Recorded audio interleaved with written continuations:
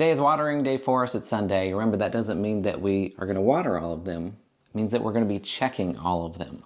Let's go take a look at what we are watering today. If you guys are just tuning in for the very first time, of course, we've got our big Dracaena right here that we'll be checking on. And we've got all these plants. This is the main show right here. So we're going to be checking all of our downstairs plants today. We've got more over here. Ooh, I can already see who needs watered. We've got a couple of them that are ready to go. We'll turn yeah. on the grow lights at the very end to show you guys the full setup if you haven't already. But let's get started with some of our plants. It's time to check them. Do you want to grab a couple right here? Yeah. I'll bring a few over as well. We're going to show you guys how we do the percentages, how we know when to water. We've got some pothos, ripsalis, hoya, cactus, string of pearls, of course. Everyone always has questions about that one. We've got our clever little watering setup here as well. Where's our clever little chopstick? Oh, here it is. So everything can drain out into the bottom. This hoya is flowering, which is also nice. And it's afternoon. Oh yeah. Smells like butterscotch. Butterscotch. Okay, so for our hoya, we usually water them when they're about 50 to 75% dry. So we'll start in with that one. Eric will show you how we do that. Oh, that's right. This one is false potted. I'm like, what are you digging in there for? We're waiting until the flowers drop off of our hoya before we repot it. That should help the bloom stay there a little bit longer. So that's kind of what we're going for. Dry on one poke.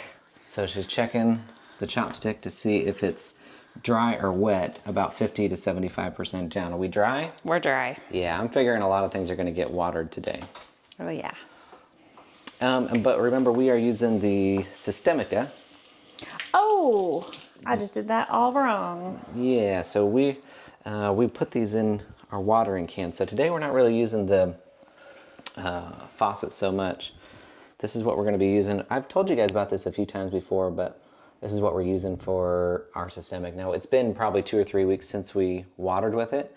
So now this insect killer is going to go in. Oh, it must be clogged. I think so. Oh, dang. Okay, well, I know this one is not clogged. That one was like, outside. How much do I need to tip this? What's the secret here, Tanner the Planter? This one was out in the garage for a long time, so maybe it has some like debris or whatever in there. But yeah, anyway, this was I'll link this in my bio as well if you guys want to check it out. But this basically takes the insect control into the plant and disperses it into the leaves. So if bugs ever come chomping on them, then it kills them from the inside out. It's a really easy way. We've been using it for a few months now. Really effective. We've had really great results with it. And then we're just going to let them drain out right there. I'll go grab another one so I can stay ahead of you. Ripsalis is also 50% dry. This is how they come off the wall. Everyone always wonders. Just a little clip goes off and on, just like so. Ripsalis is dry too. Oh yeah, I believe it. They'll dry out nicely. Oh, and you guys remember, we were so excited about this anthurium, our clarinervium here. Oh, that looks so nice. Sheesh. That was starting to get a new leaf for us, but it's not a new leaf, it's a new bloom. Oh, well, that's a good sign too. I'll take it. So we're gonna have to trim this off eventually. We won't do it right now, but we'll trim it off eventually. No, not yet. Down, down. Is it heel? Yet? Are we there yet? Heel. Are we there yet? Not yet. Maya's home from college. Oh wait, no, you're not in college anymore. You're from your college town. Maya's home from college town. From college town. And Tina's finally awake. She's home from San Marcos. Visiting from where she lives. Visiting from where she lives. Okay. Let's see here. We've got pothos. Oh, dang, this thing is starting to wilt. This is the Jasenia pothos. We're looking that same way here with the Scindapsus. Very wilted, yeah. Yes. Yeah, I didn't water it twice this week. It definitely can get watered twice per week for us right now. That's how fast it dries out. But let me show them where you're pruning. It's just starting to discolor. Oh, okay. So you're going to get a little prematurely. Bottom leaf. So we're not too worried about it. Just give it a nice little prune. Yep. It's actually kind of even more peaceful not having the faucet on. Yes. Just In watering this with house, the we watering always look can. for doing things in a way that's quieter and more peaceful because it feels almost disrespectful to be loud because it's so calm and quiet here. So we were talking about this morning when we just woke up and we're laying in bed. We're like, Looking out the window. because we can see out the window from bed and you can see all the trees like swaying, indicating that like there's some weather going on. You know, it's getting a little funky outside. Can't but hear we it, could though. hear nothing, just 100% dead quiet. It's kind of weird. Is It's kind it of weird so being quiet, so quiet Maya? here, but yeah, isn't it crazy how quiet it is? Here? It's one of my favorite things about this spot. We've got a monkey tail cactus. You guys have noticed it's getting some nice new growth on it. I do think I'm going to put it in brighter light though. I'm going to switch it up a little bit. Oh, really? Where it goes. So let's see here, another recap. Let's do a little recap. So Erica's watering another hoya right here, which is another 50 to 75% dry. Everything has needed watered so We've far. got our Scindapsus silver cloud. That needed a little soak, and then a ripsalis over here, the mistletoe cactus they call it. So the next up, cactus, we do these 100% dry. So she's gonna stick the probe all the way down to the bottom of the pot. Dry. Check it, Dry. 100% dry, yep. So then we give it a nice good soak. Our anthurium, we water at about 25 to 50% dry, and then pothos, we water at about 25% dry. I wanna see how it looks. Oh yeah. How nice these look once you get a little light behind them. Oh, yeah. The leaves really Gorgeous. illuminate that way. I think I was able to remake the hole here on this watering can. Oh, nice. Let me get this orchid here. Was it clogged up with something? Yeah. There's a little bit of dirt on the end. That'll happen. Remind me to Lots of water great on new this. growth on this. Look at this. It's Wow. 100%. It's definitely, you know, we've got new growth down here as well. New growth right here. New growth right there. She's dry. Yeah, she's dry as a bone. Yeah, this insect stuff that we've been using, where did it go? The systemica, I don't know where it went. Oh, there it is, hiding back here. It's good for all your plants. Well, you guys can read about it. I don't want to, you know, get too far into it, but I figured you guys would want to know that it's good for all of your plants, so go for it. Definitely read into it though. Okay, this one is really neat actually, you guys. I want to show you something kind of cool on this one. We've been giving it really nice bright light,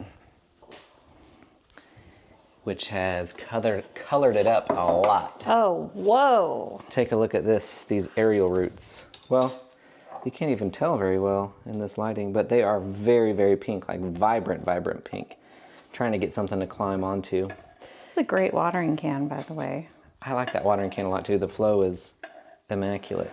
You can even see a little red on the outside margin right here because the light is getting so bright.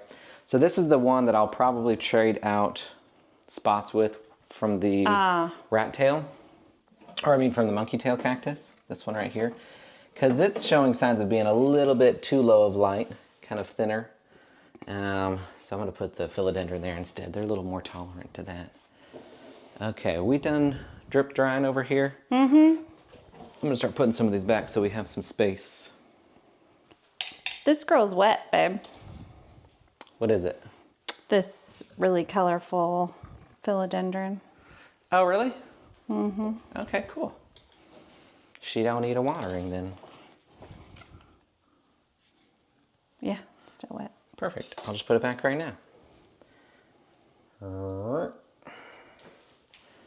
To the wall. So I'm gonna put it back up. There we are. Jasenia is dry. Oh, and I forgot too, you guys, we've got the cabinet to do as well. So we have some of the Hoya in the cabinet that we're gonna look over. We've got Hoya carnosa compacta, a really pretty lacunosa with pink in there. We've got still no new growth on this character, but we're waiting out. This is Hoya Svetlana. Terrarium we never do anything with. Mini orchid, we definitely need to water the mini orchid. You can bring them. I'm ready. Or are we gonna do those pearls? Is that a two-man job? Yeah, let's look for the pearls. Oh, chair got me. Everyone wants to know how to water the pearls. I love all the new growth that's been happening on this thing. Yes, these are ready to go back. Okay, you want to show them how we do the string of pearls? How to water string of pearls. Take your chopstick, insert it all the way to the bottom of the pot, and then bring it out and check for moisture on your chopstick. It's good to check in a couple of different places. If it's dry, after checking your places, then you can give it a full and thorough saturation. It's dry. Perfect. Let's see. Oh, you are top watering? Correct. That's okay. It's in, Go for it. It's in appropriate light, so nothing bad will happen to it. Definitely. We make sure that light hits right at the top. That helps the soil dry out faster. Make sure that a bunch of the leaves are photosynthesizing. All these leaves that are up here are photosynthesizing. That's how you keep a string of pearls happy and healthy. It's really simple, but it is fairly specific. There are some requirements. There are some bare minimums that you have to reach. There she with the string of goes. pearls. Okay, I'm behind on my job. You guys, I gotta stop yapping. Start putting this stuff away. You know, a lot of people think it's really difficult to take care of, and I know we don't even really have like a large collection by many people's standards, but a lot of people get worried that, you know, taking care of this many plants will take a long time, but especially when you have two people, it goes by very quickly. Ooh, this is Not a whole lot of care that goes on. facing the right way. That one also goes down. Oh, driving in the wrong spot? It goes right. Where's this one? This one goes right here. This one goes here? Yeah. There we are. Oh, scared me. Erica's a little bit less used to putting them on as I am. I've been doing it for a lot of years. I'm always the waterer. Erica's usually the waterer, yeah. So I'm not as familiar with putting them back and forth. Probably put the Jesenia back. I'll grab the pothos, or not the Ripsalis. cactus, the Ripsalis. It looks like a cactus. They call it a mistletoe cactus. Where's this one going? That one, You were going to give it better light. let's put it up there above the orchid. Oh yeah, tall queen. Perfecto. You like it? Yeah, Oh yeah. All right, and then we've got, this monkey one. looks like the hoya is done drying, or done dripping. So this is a little bit of plant care that you can actually kind of put on a schedule as pest maintenance, things of that nature. It's always good to have a routine with that. Just stay on top of it, otherwise it can get out of control. Pests are not that big of a deal if you catch them early. It's when you catch them late that they become a real bugger. This one's still wet. A real bugger. Look at you with the jokes. Okay. Let me get this. I'm gonna grab some of these babies over here. We could also water them with just, because they all have trays, we could just water them right as they are. I'm going to need a refill on That'll be the fun. water and systemica. I can fill you up here. I don't really plan this out too much, you guys. I just put a little splash in there, just as least as I can, basically. Whoop, I missed. Here we go. And then dilute the rest with water.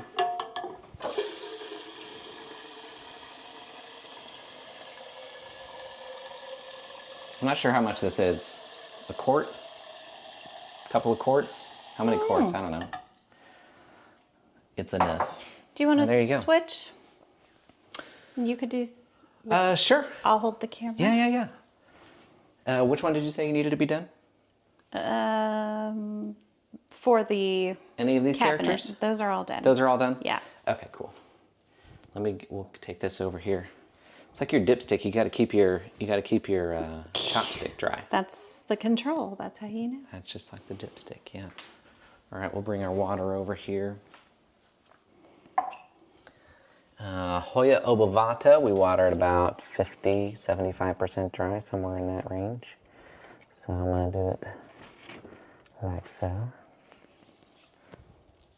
Yeah, that's pretty dry. Also felt really dry when I...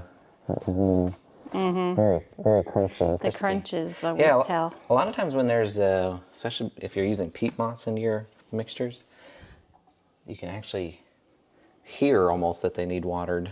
Crunchiness going with the chopstick going through that. Oh, okay, yeah, I feel it. It's a little bit plugged, isn't it? Mm-hmm. All right, cool. Give it a little watering on that one. I suppose maybe I should just check the all of them at the same time and determine. That'd be much easier. Can't see. Do you want? You can come on this side if you want. Okay. I kind of have to. I'm right-handed. I'm not very coordinated. Left-handed. Sorry. How's this? I think that's good. We'll check it up really quick. Dry, dry, dry. Over here. Dry. Feels like these are dry all the way. Oh, in. yeah. Yeah, these are dry. These are both dry, all 100%. It's good to know that our light's doing all the tricks, and our, you know, you want to show them the Hoya over here on this side. Now that I've checked, I can.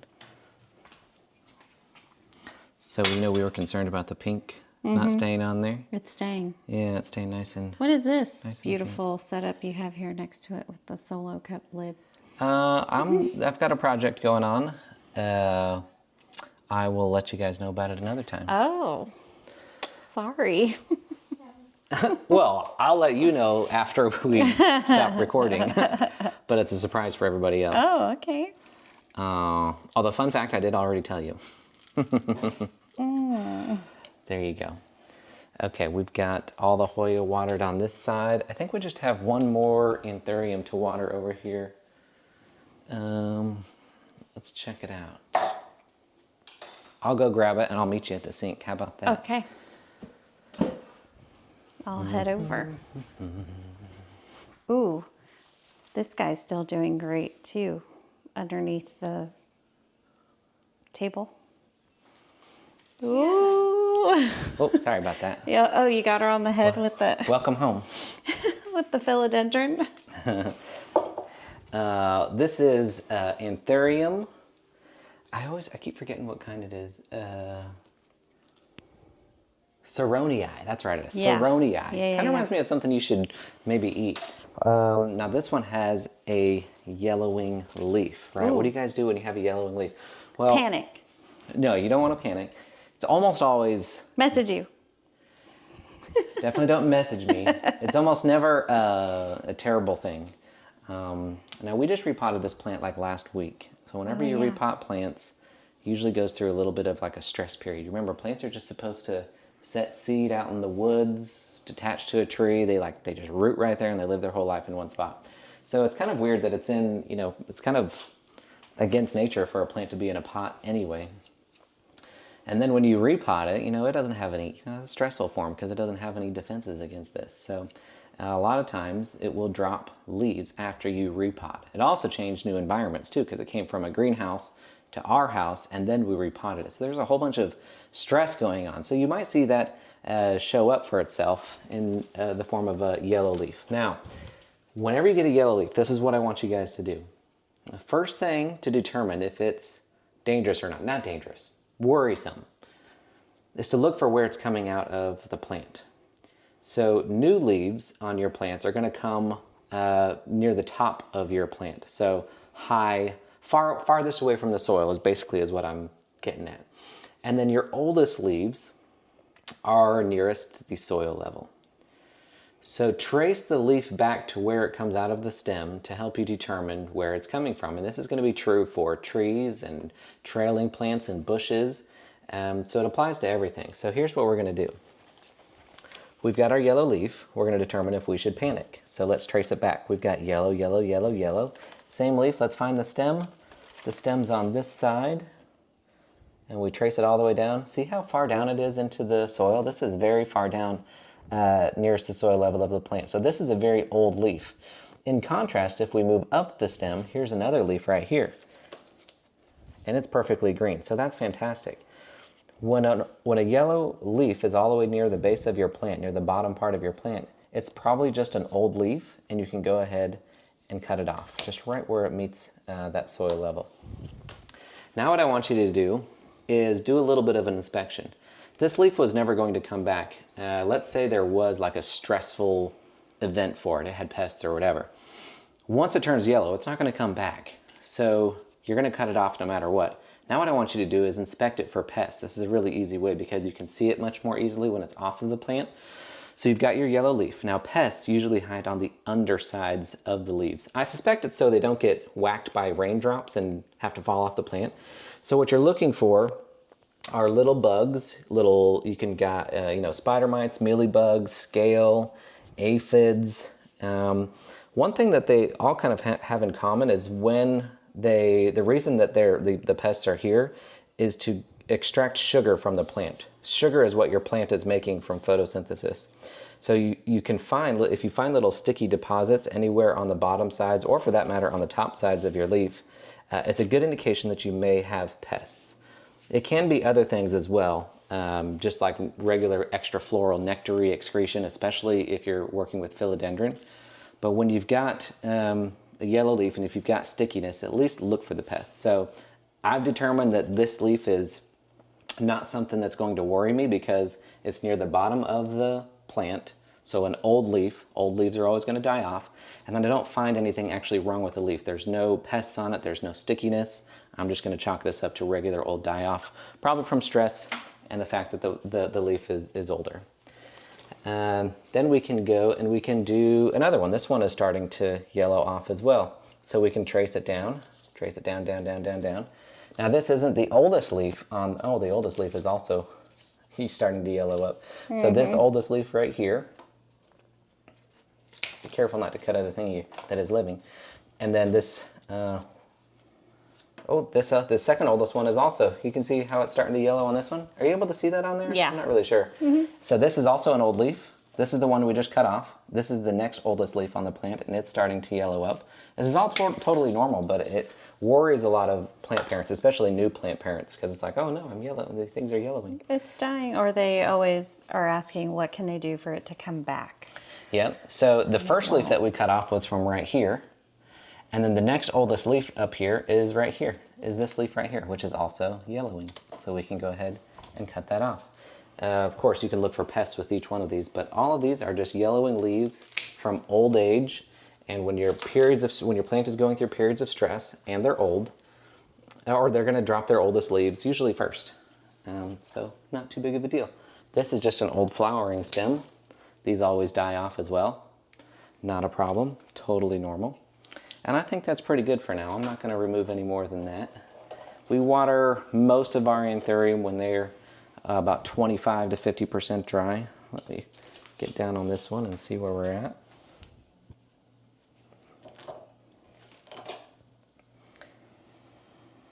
Yep, she's feeling a little bit dry.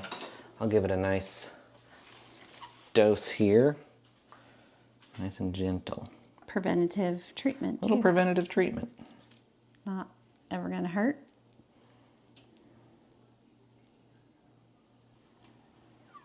There we are. We'll let that drain out. We can put these back. And I think that's going to wrap it up for us once we get these all back on the thing. And then we can show them what they look like up on the wall with all lit up with the grow lights and everything. Let me come around. And that'll be it for us today. I'm excited to see all these plants fill out. It's one of those things that you get, like grow faster, grow faster. It'll be exciting once they're all grown out to remember how little they were. Yeah. Yeah. Yeah, because we'll have these videos to look back on. And then this is the anthurium that's still draining out, but this is what we have right here. This is all the watering that we had to do today. I had to water a couple of these earlier on in the week, so we didn't have to test the big ripsalis or the other big ripsalis on the other side. Oh, we should probably do the Hupergia, though. We'll go and give that one a soak. But other than that, I think that's it for our watering day. We'll see you guys next time. Bye, guys.